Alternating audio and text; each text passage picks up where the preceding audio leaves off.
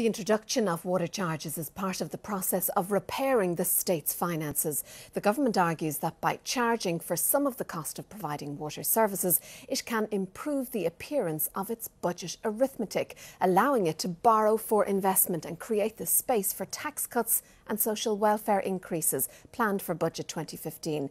Our economics correspondent Sean Whelan has been looking at the figures.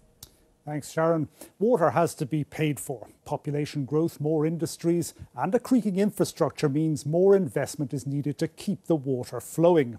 The capital investment programme for Irish Water for this year to 2016 is €1.8 billion plus the ongoing operating cost of the company. But that is just scratching the surface of the cost of upgrading the water system. Billions are going to be needed and nobody is quite sure how much. So, how can the state get this money? Well, up to now, it's paid for water by borrowing the money itself on balance sheet and paying for the loans through general taxation. But the state's high level of borrowing, that's the debt to GDP ratio, and the high budget deficit, the state is spending more than it takes in taxes, makes it attractive to try and fund Irish Water off the government's balance sheet. That way, it can borrow the money without it showing up on the state's books. Now, frankly, it's a bit of an accountancy trick, but the benefit is that by keeping the cost of Irish Water out of the state's accounts, it looks like the state's borrowing level is reducing, and that tends to please people who lend the state money, and they will probably charge lower interest on the government's debt.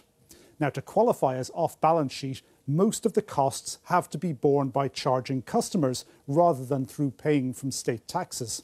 So, the government can move about 800 million or so off the balance sheet next year if it gets more than half of that amount from charges. Now, around 230 million is paid by business users, with another 300 million or so due from households.